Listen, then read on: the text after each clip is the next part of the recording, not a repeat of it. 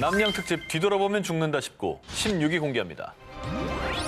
그 마을을 조심하세요. 울창한 숲과 계곡을 끼고 있어 천상의 풍경을 자랑하는 이탈리아 남부 바실리카타 지역의 한 마을. 와, 이거 뭐 안 가고 싶어요? 전망 죽인다. 지금 사진 찍은 이 자리에서 진짜 에스프레소 한 잔 먹고 싶네요. 자, 그런데 이 평화로워 보이는 마을이 간직한 충격적인 비밀이 있었습니다. 아이, 자동차 타이어 펑크 났는데? 아, 여길 지나는 게 아닌데. 아이, 진짜 꾸라로 마을의 저주인가? 아니 방금 너 뭐라 그랬어?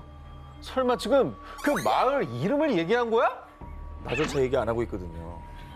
아 여기서 얘기한 사람 한 기자님 뿐이네. 나 얘기 안 했잖아. 내 기사인데. 자, 이곳은 사실 이탈리아, 아니 유럽에서 가장 저주받은 마을로 알려진 곳입니다.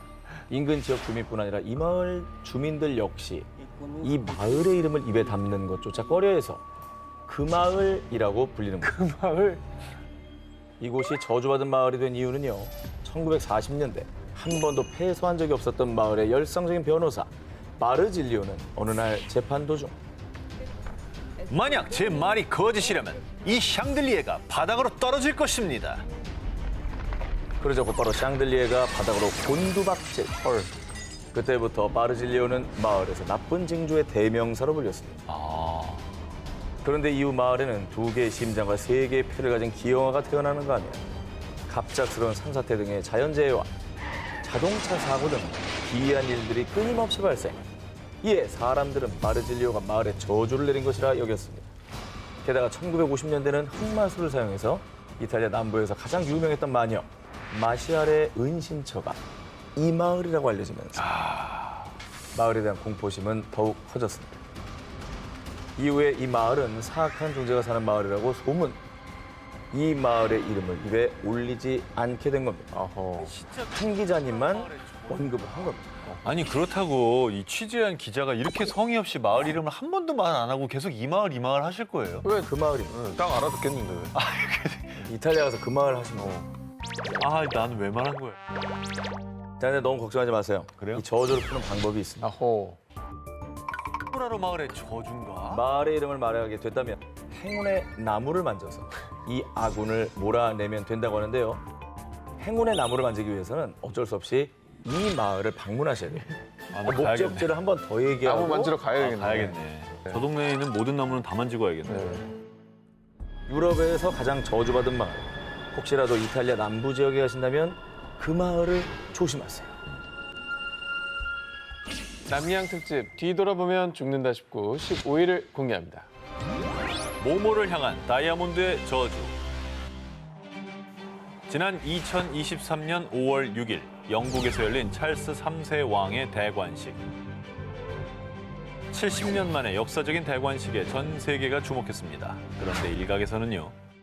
왕이 그 왕관을 쓰지 않았던데? 그 왕관의 다이아몬드 때문이겠지. 저주를 피하려고 그런 게 분명해.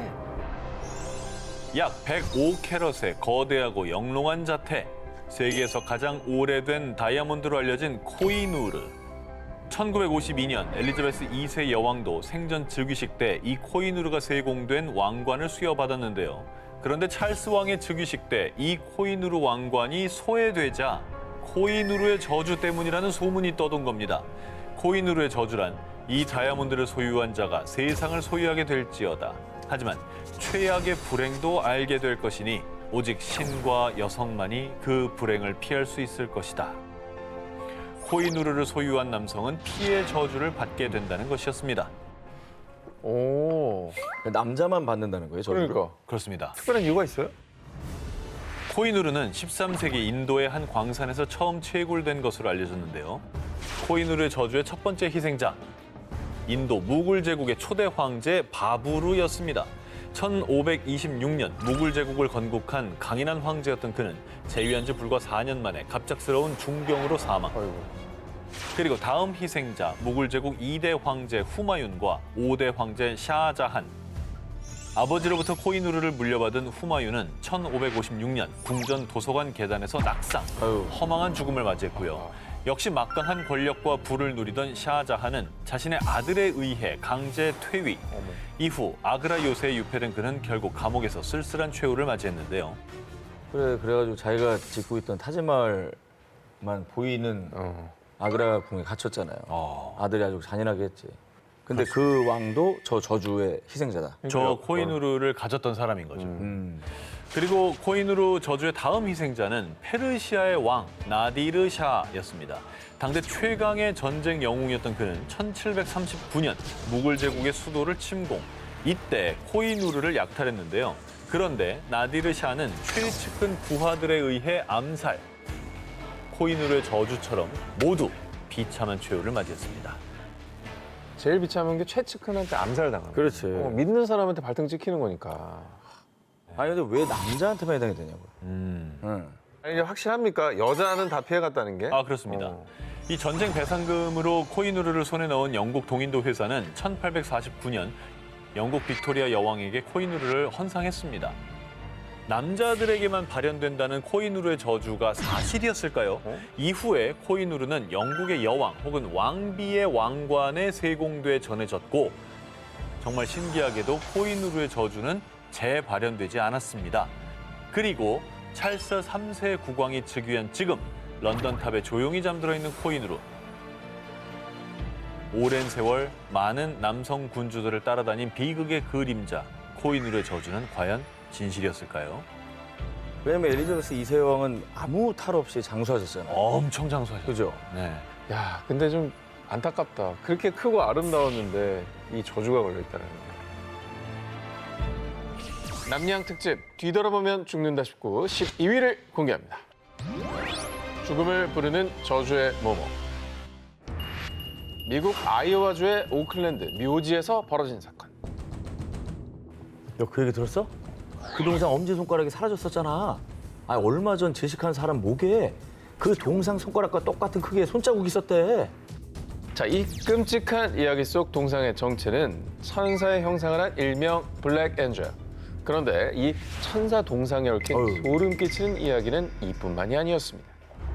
전해지는 이야기에 따르면요, 동상의 발에 입을 맞춘 여성이 급사. 아이고.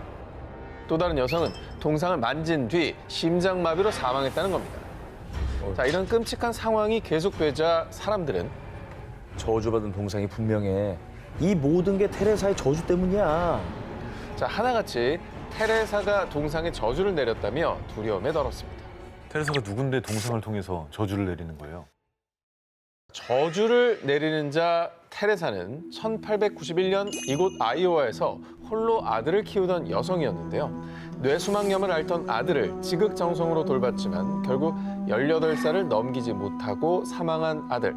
슬픔에 쌓인 테레사는 따뜻한 위로를 건네던 니콜라스란 남성과 인연을 맺었고 그와 결혼해 행복한 나날을 보내는가 싶었지만 남편 니콜라스 또한 갑자기 사망.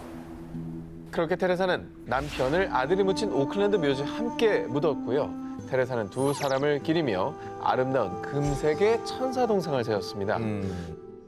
그런데 몇 년 후 테레사마저 병으로 사망한 그날 밤 천둥 번개가 휘몰아치더니 시꺼먼 색으로 급변한 천사 동상.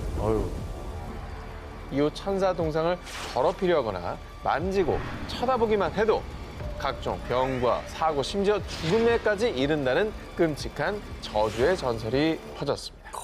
근데 확실히 슬퍼 보인다. 근데 저 얼굴에 있는 저 선이 묘하게 눈물 자국 같지 않아요? 되게 유심히 보시네요. 많이 보지 말라 그랬는데. 아, 맞다. 보지 말라 그랬지. 다양한 저주에 많이 쌍으로 저주에 네, 걸리네. 네. 아니 근데 얼마나 삶이 고달프고 좀 힘들었으면 저 동상에 저주를 걸었을까 하는 마음도 있네요. 네. 손대면 저주가 깃드는 천사 동상. 정말 테레사가 동상에 걸어둔 저주일까요? 남양 특집 뒤돌아보면 죽는다 싶고 6위를 공개합니다. 교회를 지키는 모모들. 체코 보헤미아 지방의 작은 마을 루코바에 위치한 세인트 조지 교회. 약 700년간 자리를 지킨 이 교회는 일부 현지인들 사이에선 불길함의 상징으로 통한다는데요. 교회가? 아니, 교회가 불길한 건 좀 이상하지 않아요? 그러니까. 교회는 대부분 불길함을 없애줘야 되는 거 아니에요? 성스러운 곳이고. 그러니까. 사실 이 교회에서는 불미스러운 사건들이 끊이지 않았습니다. 먼저 1796년 교회에 큰 화재가 발생. 건물 대부분이 붕괴되는 등 큰 피해를 입기도 했고요. 자, 그리고 1968년 교회에서 장례식을 진행하던 도중 돌연 천장과 지붕 일부가 붕괴. 아이고. 이 교회는 저주를 받은 게 분명합니다. 교회에서 유령을 봤다는 사람들이 한둘이 아니라니까요. 흉흉한 소문들과 함께 사람들의 발길이 뚝 끊긴 교회는 점점 황폐해져 갔습니다. 자, 그렇게 버려진 교회. 하지만 언젠가부터 사람들이 다시 이 교회를 찾기 시작했다는데요. 그 이유는요.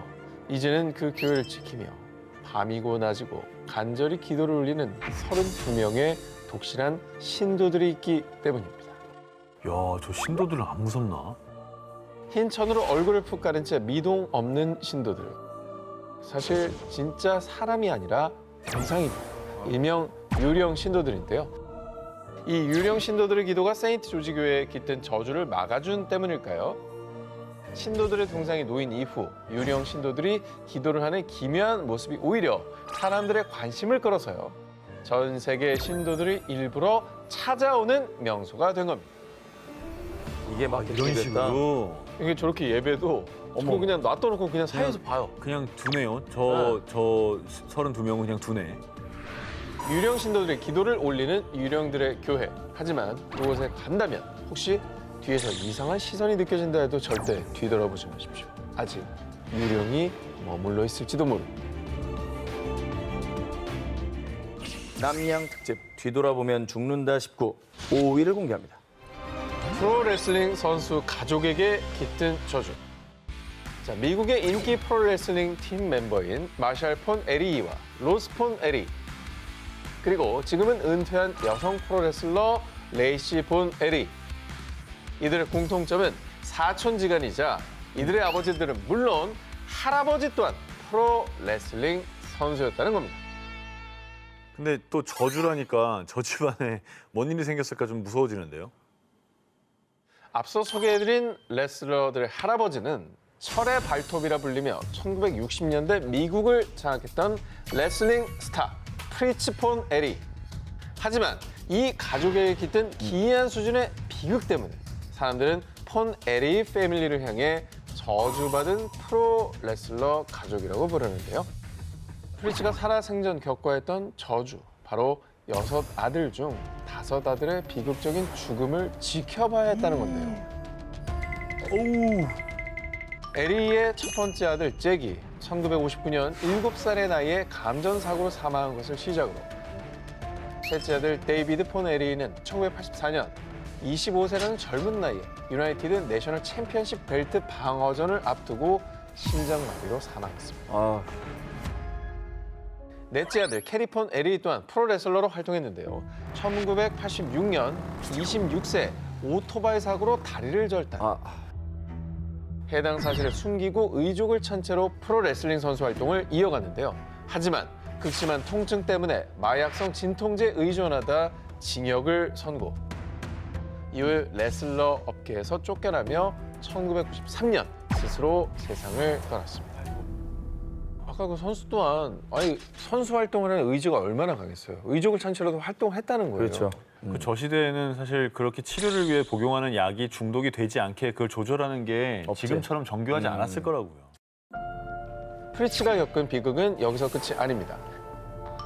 5째 아들 마이크 폰 에리는 데이비드와 닮았다는 이유로 끊임없이 비교당하며 압박감과 부담감에 시달리다 1987년 23세 수면제 과다 복용으로 사망.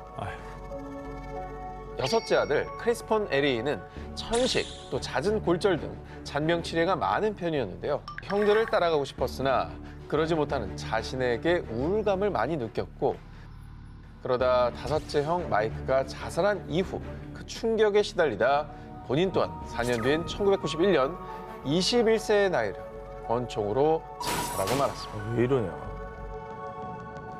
그 자식이 부모 먼저 가는 게 가장 큰 불효라고 그러는데. 근데 심지어 자식 중에 둘이나 스스로 갔잖아요. 그러니까. 자, 프로레슬링 선수 가문의 영광 뒤에 비극적인 이면. 다시는 이런 저주가 반복되지 않기를 바랍니다. 남양 특집 뒤돌아보면 죽는다 싶고 4위 공개합니다. 모모의 끝없는 비극. 2020년 7월 한 저택의 수영장에서 한 여성이 의문의 사고로 사망하는 사건이 발생했습니다. 그런데 이 소식이 전해지자 사람들 사이에서는 또야? 그 가문의 저주가 시작된 게 분명해. 그녀의 죽음이 저주 때문이라며 수군거렸습니다. 의문사한 그녀의 이름은 아너 울로스. 맥주 명가로 유명한 G사의 창립 가문 벤자민 기네스의 외손녀였습니다. 가문의 저주라니. 그럼 이런 의미서가 뭐 처음이 아니라는 거예요? 그렇죠. 세계적인 맥주 명가의 저주. 그 첫 번째 희생자는 G사의 창업자 아서 기네스의 4대 son 윌터 에드워드 기네스였습니다. 1944년 그는 이집트 테러 단체에게 무차별 총격을 당해 사망. 1966년 아서 기네스의 6대 son 패트릭 타라 브라운은 교통사고로 사망. 1978년 기네스 가문의 상속녀 중 한 명이었던 헨리에타 기네스는 우울증을 겪다가 목숨을 끊는가 하면 같은 해 G사 회장의 사촌이었던 존 기네스의 4살 배기 아들 피터 기네스가 교통사고로 사망. 이런 잔혹한 일을 겪고도 저주는 끝나지 않았던 걸까요? 그로부터 2년 뒤 존 기네스는 가족과 등산을 하던 도중 추락사하고 말았습니다. 아이고. 근데 우연이라고 하기에는 너무 비극적인 사건들이 진짜 다양한 경로로 일어나고 다 목숨을 잃었다는 것 자체가 너무 비극적이네요. 한 명만 저런 있어도 찝찝할 텐데 저게 너무 많아서 일일이 소개해드리기 힘들 정도입니다. 일각에서는요, 아일랜드가 영국으로부터 독립을 하기 위해서 고군분투 중일 때 당시 G사가 되려 독립 반대 정치단체를 후원했다고 하면서요. 조국의 배신자라고 비난. 그래서 G사 창립 가문이 저주를 받은 것이라고 추측을 했습니다. 교통사고, 암살, 약물 중독, 자살 등 유독 비극이 끊이지 않았던 맥주 가문. 그 많은 비극적인 죽음들은 정말 단순한 우연이었을까요? 이제는 그 비극의 굴레에서 벗어났길 바랍니다.